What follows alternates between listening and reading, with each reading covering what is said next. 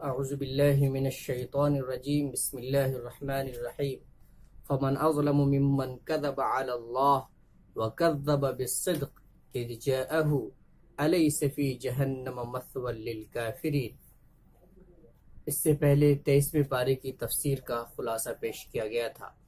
اب یہاں سے 24ویں پارے کی تفسیر کا خلاصہ پیش کیا جا رہا ہے۔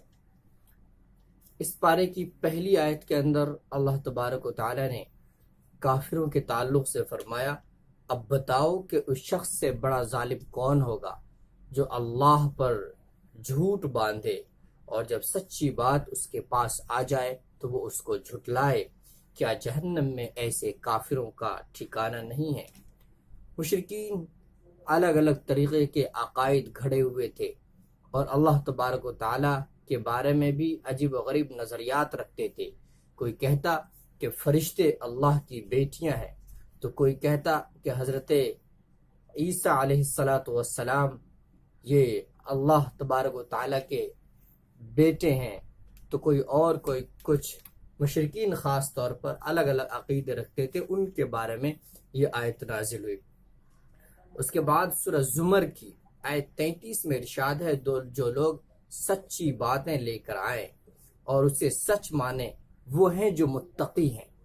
یعنی متقی وہ ہے جو سچ بات لے کر آئے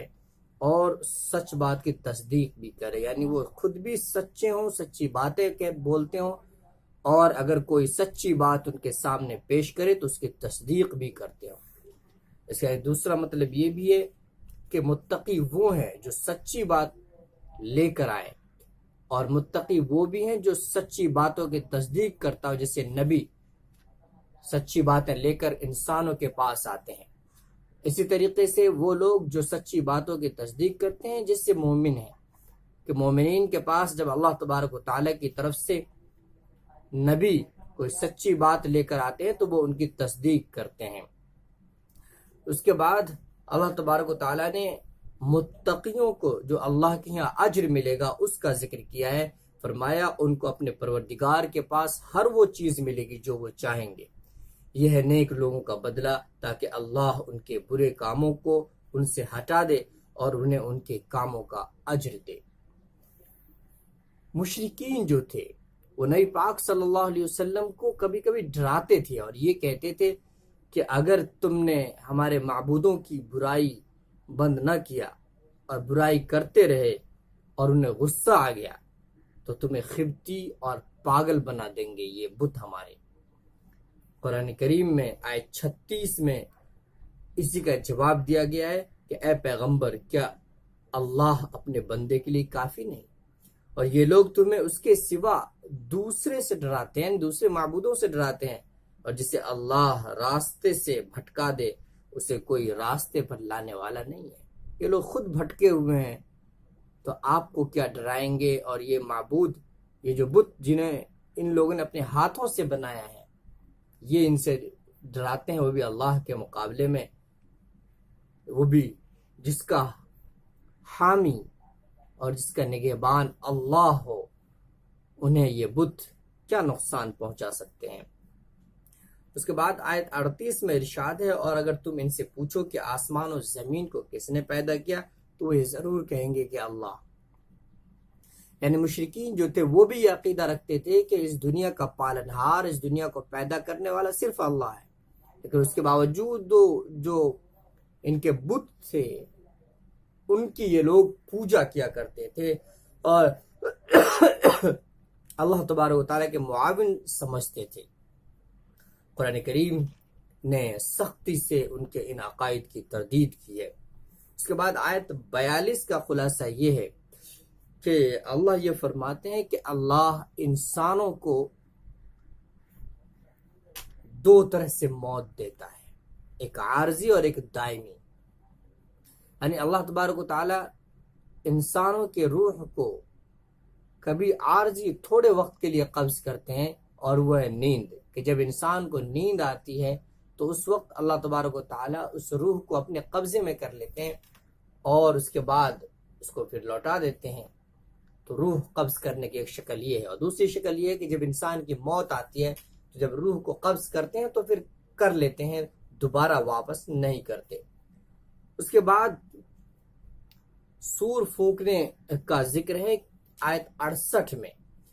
کہ آیت 68 میں ہے کہ قیامت کے واقع ہونے کے وقت کیا ہوگا کہ جب سور پھونکا جائے گا تو آسمان و زمین میں جتنے ہیں وہ سب بے ہوش ہو جائیں گے سوائے اس کے جسے اللہ چاہے۔ پھر دوسری بار سور پھونکا جائے گا تو وہ سب لوگ پل بھر میں کھڑے ہو کر دیکھنے لگیں گے۔ یعنی پہلی بار جب سور پھونکا جائے گا تو اس وقت جو لوگ زندہ ہیں وہ مر جائیں گے، ان پر موت آ جائے گی، اور وہ لوگ جو پہلے ہی سے مر چکے ہیں ان کی روحوں پر بے ہوشی طاری ہو جائے گی۔ پھر جب دوبارہ سے سور پھونکا جائے گا تو جو لوگ مر گئے وہ زندہ ہو جائیں گے، اور جن کی روحوں پر بے ہوشی طاری تھی وہ ہوش میں آ جائیں گے، اور اس کے بعد پھر محشر کے میدان میں ان کی حاضری ہوگی اور ان کا حساب و کتاب ہوگا۔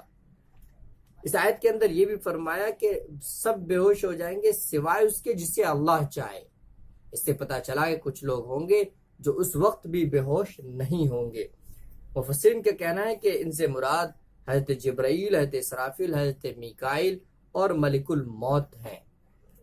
جبکہ بعض علماء کا کہنا ہے کہ ان سے مراد انبیاء و شہداء ہے، کہ انبیاء اور شہداء کی روح پر بے ہوشی طاری نہیں ہوگی روح پہلی مرتبہ روح پھونکنے کے باوجود۔ آیت 69 میں ارشاد ہے، اور زمین اپنے پروردگار کے نور سے چمک اٹھے گی اور نامہ اعمال سامنے رکھ دیا جائے گا، اور انبیاء اور سب گواہوں کو حاضر کر دیا جائے گا، اور لوگوں کے درمیان بالکل برحق فیصلہ کیا جائے گا اور ان پر کوئی ظلم نہیں ہوگا۔ یعنی جب پھر حشر کے میدان میں لوگ جمع ہو جائیں گے تو اس کے متعلق ہے کہ وہ جو حشر کے میدان کی جو زمین ہوگی وہ چمک اٹھے گی۔ اللہ تبارک و تعالی جب تجلی فرمائیں گے اپنی شان کے مطابق، جب وہاں تشریف لائیں گے تو وہ زمین جو ہے وہ چمک اٹھے گی، اور اس طریقے سے ان کے نام اعمال، انسانوں کے نام اعمال ان کے سامنے رکھ دیے جائیں گے، اور اس کے بعد گواہ حاضر کر دیے جائیں گے۔ گواہوں سے مراد فرشتے، امت محمدیہ کے لوگ، اور اسی طریقے سے انسانوں کے خود ان کے بدن کے اعضاء، ہاتھ، پیر، آنکھ، یہ سب اس وقت گواہی دیں گے۔ یہ سب گواہ مراد ہو سکتے ہیں کہ کس نے کیا کیا دنیا کے اندر، ان تمام کو گواہوں سے پروف کیا جائے گا، اور پھر اس کو لوگوں کے اعمال کے مطابق سزا دی جائے گی۔ اس کے بعد سورہ غافر شروع ہوتی ہے۔ اس سورت کو سورۃ المومن بھی کہا جاتا ہے۔ یہ سورہ مکی ہے اور اس میں 85 آیتیں ہیں۔ یہاں سے سورہ احقاف تک ہر سورت حامیم کے ساتھ شروع ہوئی ہے۔ چونکہ یہ 7 صورتیں حامیم سے شروع ہوئی ہیں، اسی لیے انہیں حوامیم بھی کہا جاتا ہے، اور ان کے اسلوب میں عربی بلاغت کے لحاظ سے ایسا ادبی حسن موجود ہے کہ جو دوسری صورتوں کے اندر موجود نہیں، اسی لیے ان صورتوں کو عروس القرآن یعنی قرآن کی دلہن بھی کہا جاتا ہے۔ ان صورتوں میں اسلام کے بنیادی عقائد، توحید، رسالت، آخرت وغیرہ کا بیان ہے۔ اسی طریقے سے انبیاء وغیرہ کے کچھ واقعات بھی مذکور ہیں۔ کفار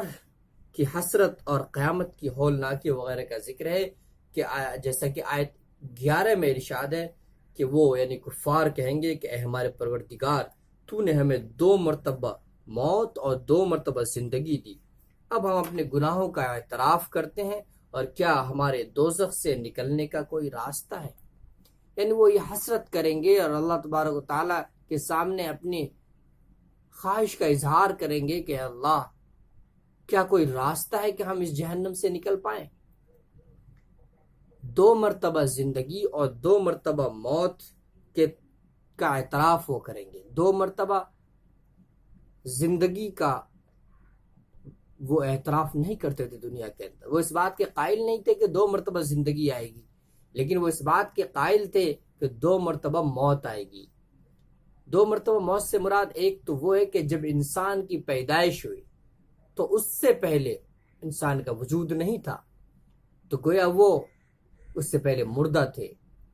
اور تو ایک موت تو یہ ہے، اور دوسری موت وہ ہے جو انسان کو فطری طور پر اللہ تبارک و تعالیٰ دیتے ہیں، جو زندگی کے آخر میں موت آتی ہے. اور دو زندگی کے وہ قائل نہیں تھے، لیکن ایک زندگی تو پیدائش کے بعد جو زندگی آئے گی اس کے تو قائل تھے،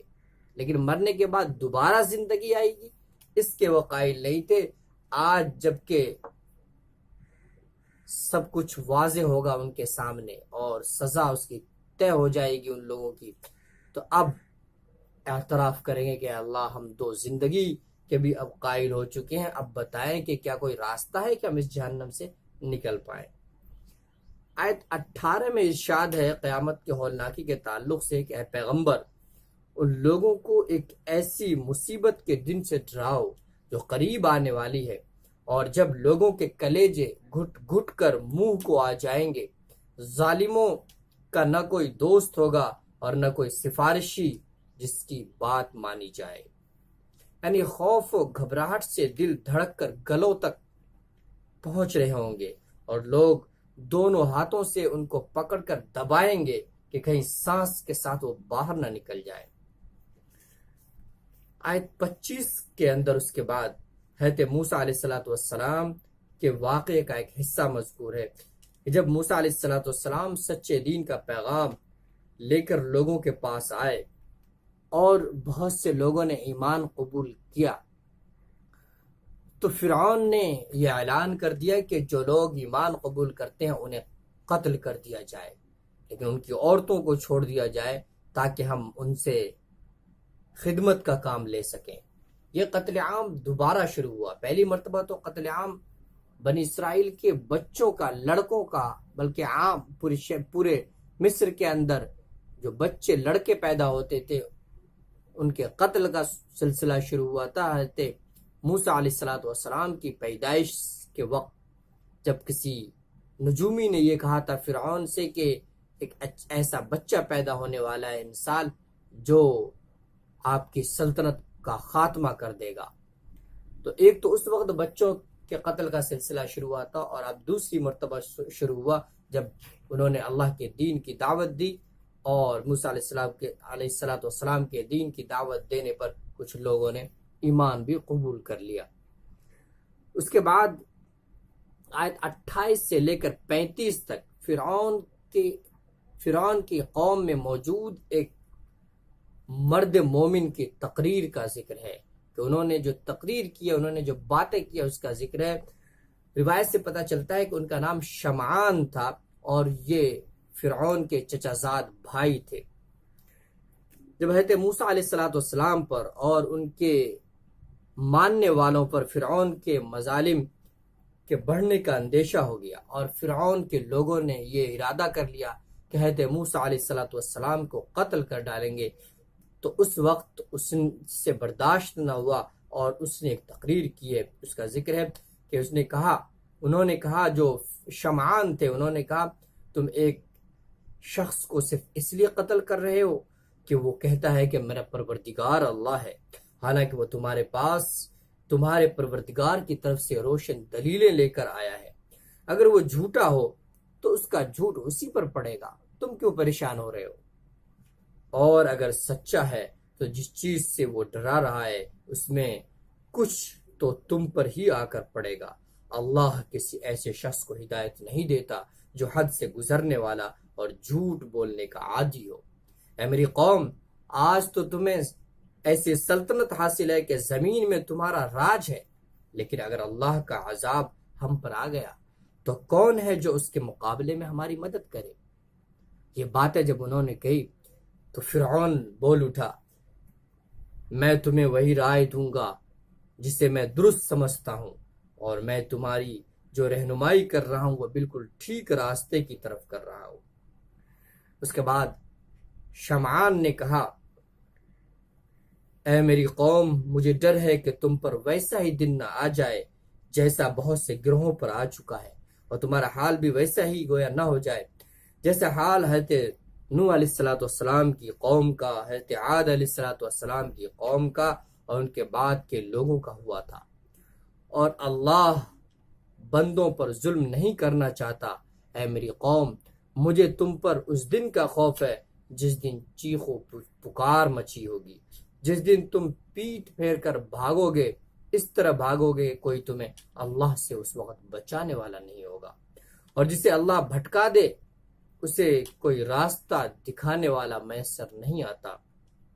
اور حقیقت یہ ہے کہ اس سے پہلے یوسف علیہ السلام تمہارے پاس روشن دلیلیں لے کر آ چکے ہیں، تب بھی تم ان کی لائی ہوئی باتوں کے متعلق شک میں رہے، پھر جب وہ وفات پا گئے تو تم نے ان کے بعد اللہ اب کوئی پیغمبر نہیں بھیجے گا یہ تم کہنے لگے۔ اسی طرح اللہ ان تمام لوگوں کو گمراہی میں ڈالے رکھتا ہے جو حد سے گزر جاتے ہیں یا جو شک کی ہوتے ہیں۔ حضرت یوسف علیہ السلام جب مصر کے بادشاہ بن گئے تھے، اپنے والدین اور اپنے خاندان کے لوگوں کو بھی وہاں بلا لیا تھا، تو اس وقت ان لوگوں کو ایک خاص علاقہ دے دیا گیا تھا جس میں یہ لوگ بسے تھے، اور بنی اسرائیل اس طریقے سے یہاں پر آباد ہو گئی تھی۔ حضرت یوسف علیہ السلام نے بھی انہیں سمجھایا، اور ان کی جب وفات ہو گئی تو وہ لوگ پھر دین سے ہٹنے لگے اور یہ کہنے لگے وہ نبی تھے، اب کوئی نبی آنے والا نہیں ہے۔ ان چیزوں کا ذکر ہے۔ اس کے بعد سورہ فصلت شروع ہوتی ہے۔ یہ سورہ مکی ہے اور اس میں 54 آیتیں ہیں۔ اس سورت کا دوسرا نام حامیم السجدہ بھی ہے۔ آیت 7 میں ارشاد ہے، اور جو زکوٰۃ ادا نہیں کرتے ان کا حال یہ ہے کہ آخرت کے وہ بالکل ہی منکر ہیں۔ زکوٰۃ فرض عین ہے، زکوٰۃ کو ادا نہ کرنے والا فاسق و فاجر ہے، اور جو زکوٰۃ کی فرضیت کا منکر ہو وہ کافر ہے۔ قرآن کی اس آیت کے اندر یہ مذکور ہے کہ جو زکوٰۃ ادا نہیں کرتے ہیں وہ بالکل ہی منکر ہیں آخرت کے، اس لیے کہ اس کا مطلب یہ ہوا کہ جو زکوٰۃ ادا نہیں کرتا ہے گویا اسے آخرت پر یقین نہیں کہ ایک دن آنے والا ہے جس دن ان اموال کا، ان مالوں کا حساب ہونے والا ہے۔ اسی لیے حضرت ابوبکر صدیق رضی اللہ تعالیٰ عنہ کے زمانے میں جب ایک قوم نے، قبیلے نے زکوٰۃ ادا کرنے سے منع کیا اور زکوٰۃ کی فرضیت کا انکار کیا تو حضرت ابوبکر صدیق رضی اللہ تعالیٰ عنہ نے ان کے خلاف جہاد کا اعلان کیا۔ یہ سورہ مکی ہے، اور اس کے علاوہ بعض دوسری صورتوں میں بھی زکوٰۃ کا ذکر آ چکا ہے،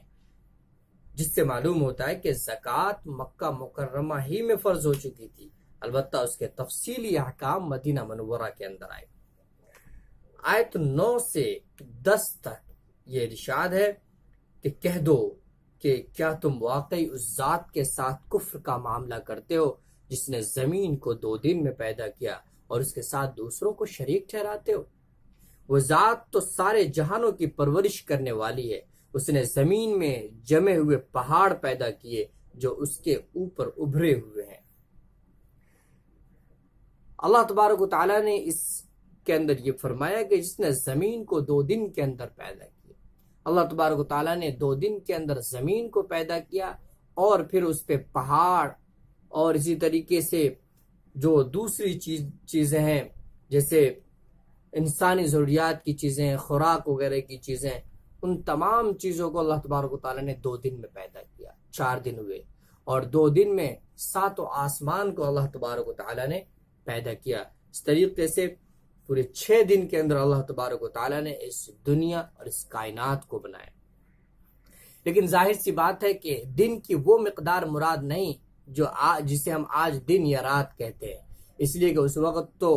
سورج اور چاند کو اللہ نے بنایا ہی نہیں تھا، اور سورج اور چاند سے ہی آج دن اور رات کی تعین ہوتی ہے۔ پھر کیا مراد ہے، کون سا پیریڈ اور کون سا ڈیوریشن آف ٹائم مراد ہے، کون سا وقت مراد ہے، کتنے وقت کا دن مراد ہے، اسے تو اللہ ہی بہتر جانتے ہیں۔ یا ممکن ہے کہ وہ مراد ہو جس کے متعلق ایک دوسری جگہ قرآن میں ارشاد ہے کہ ایک دن تمہارے رب کے نزدیک 1000 برس کے برابر ہوگا، جیسا کہ سورہ حج کے اندر یہ مذکور ہے۔ تو اللہ ہی بہتر جانتے ہیں۔ اس کے بعد آیت 11 میں ارشاد ہے پھر وہ آسمان کی طرف متوجہ ہوا، یعنی اللہ تبارک و تعالیٰ نے جب زمین کو پیدا کر دیا، اس کے اوپر کی چیز، اس کے اندر موجود چیزوں کو پیدا کیا، تو پھر وہ آسمان کی طرف متوجہ ہوا جبکہ وہ اس وقت دھوئیں کی شکل میں تھا۔ یعنی اولاً اللہ تبارک و تعالیٰ نے آسمان کی را مٹیریلز کو پیدا کیا، اس کے مادے کو پیدا کیا، اور پھر اس کو 7 آسمانوں کی شکل میں ڈھال دیا، اور اس کے بعد جو قریب والا آسمان تھا اس کو ستاروں سے سجایا اور اس کا ایک مستقل نظام فرمایا، اور فرمایا کہ چلے جاؤ۔ مطلب یہ ہے کہ اللہ تبارک تعالیٰ نے ان کو حکم دیا آسمانوں کو، اس کا مطلب یہ ہے کہ ان کو یہ کہا کہ ہمارے حکم کے تابع بن جاؤ، کہ جس طریقے سے اللہ نے حکم دیا، جو اس کا نظام بنایا، اس نظام کے مطابق اللہ تبارک و تعالیٰ نے چلنے کا حکم دیا۔ آیت 25 کا خلاصہ یہ ہے کہ کچھ شیطان اور کچھ انسان، شیاطین الانس والجنس، جن یعنی انسانوں میں بھی کچھ شیطان ہوتے ہیں اور جناتوں میں بھی کچھ شیطان ہوتے ہیں، یہ دونوں ہی انسانوں کو بہت سی مرتبہ برائیوں کو ان کے سامنے اچھا کر کے پیش کرتے ہیں۔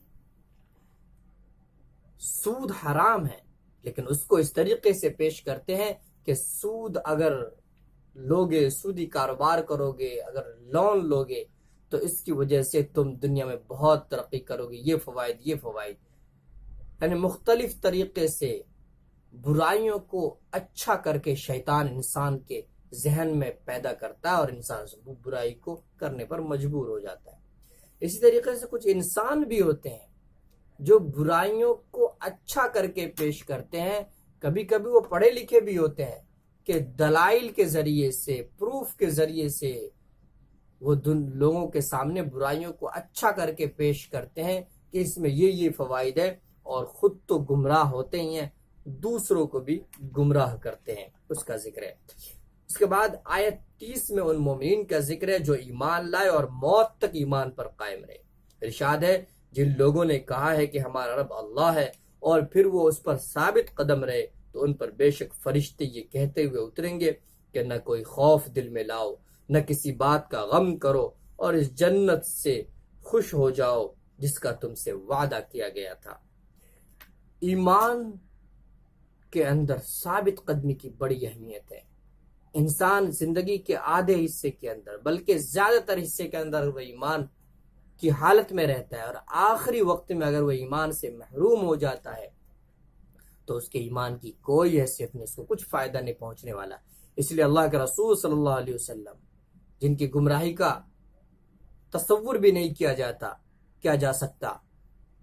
وہ بھی نبی تھے اور سب سے معزز نبی تھے، وہ بھی یہ دعا کیا کرتے تھے کہ اللہ ہمیں ایمان پر ثابت قدم فرما۔ اس لیے ہم مومنین کو ہمیشہ یہ دعا کرتے رہنا چاہیے کہ اللہ جس ایمان سے آپ نے نوازا ہے، موت کے وقت تک، زندگی کے آخری لمحے تک اس ایمان پر قائم رہنے کی توفیق عطا فرما، اور اس کے لیے دعا بھی کرنا چاہیے اور اس کے لیے کوشش بھی کرنی چاہیے۔ آیت 33 و 34 میں داعی کی فضیلت اور داعی کے صفات کا ذکر ہے۔ ارشاد ہے اور اس شخص سے بہتر کس کی بات ہوگی جو اللہ کی طرف دعوت دے اور نیک عمل کرے اور یہ کہے کہ میں فرما برداروں میں شامل ہوں۔ اور نیکی اور بدی برابر نہیں ہو سکتی، تم بدی کا دفاع ایسے طریقے سے کرو جو بہترین ہو، نتیجہ یہ ہوگا کہ جس کے اور تمہارے درمیان دشمنی تھی وہ دیکھتے ہی دیکھتے ایسا ہو جائے گا جیسے وہ تمہارے جگری دوست ہوں۔ اللہ تبارک تعالیٰ نے یہ تعلیم دی کہ داعی جو ہوتا ہے اس کو اخلاق کے اعلیٰ معیار پر اترنا پڑے گا۔ وہ ایک تو خود نیک عمل کرے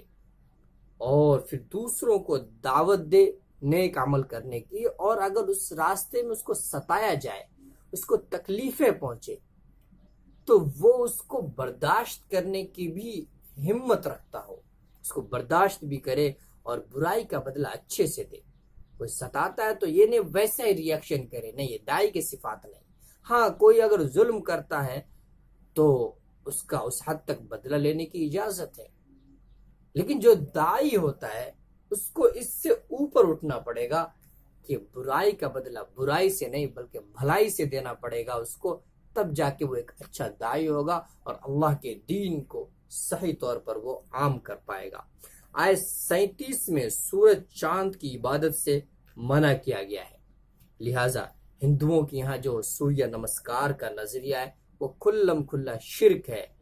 اسلام کے اندر عبادت تو صرف اور صرف اللہ کی ہے اور بس۔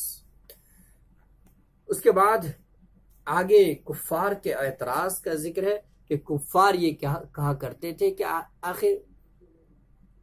جب قرآن اللہ کی طرف سے ہے تو یہ عربی زبان میں کیوں آیا، کسی اور زبان میں آتا تب ہم سمجھتے کہ یہ اللہ کی طرف سے۔ نبی صلی اللہ علیہ وسلم کے بارے میں کہتے تھے یہ تو پہلی سے عربی جانتے تھے، اگر کسی اور زبان میں یہ قرآن آتا تب ہم سمجھتے کہ عربی نہ جاننے کے باوجود ایسی باتیں اور ایسی چیزیں ہمیں دوسری زبانوں میں بتا رہے ہیں جس زبان کو یہ خود نہیں جانتے، اس کا مطلب اللہ کی طرف سے۔ دراصل کفار کے جو یہ اعتراضات تھے ان اعتراضات کی کوئی انتہا نہیں ہے۔ آیت 24 میں اس لیے اس کا جواب دیا گیا کہ اس قسم کے اعتراضات کی کوئی انتہا نہیں ہے۔ اگر مان لیا جائے کہ اگر یہ قرآن غیر عربی زبان میں آتا تب بھی یہ ایک دوسرا اعتراض کرتے کہ آخر قرآن دوسری زبانوں میں کیوں آیا، اگر اللہ نے قرآن ہمارے لیے بھیجا ہے تو ہم جس زبان کو جانتے اس میں بھیجنا چاہیے تھا۔ تو اعتراضات کی تو کوئی انتہا نہیں ہے، غرض جب بات ماننی نہ ہو تو بہانے ہزار ہیں۔ اللہ تبارک و تعالی ہمیں قرآن کریم کو سمجھنے اور اس پر عمل کرنے کی توفیق عطا فرمائے۔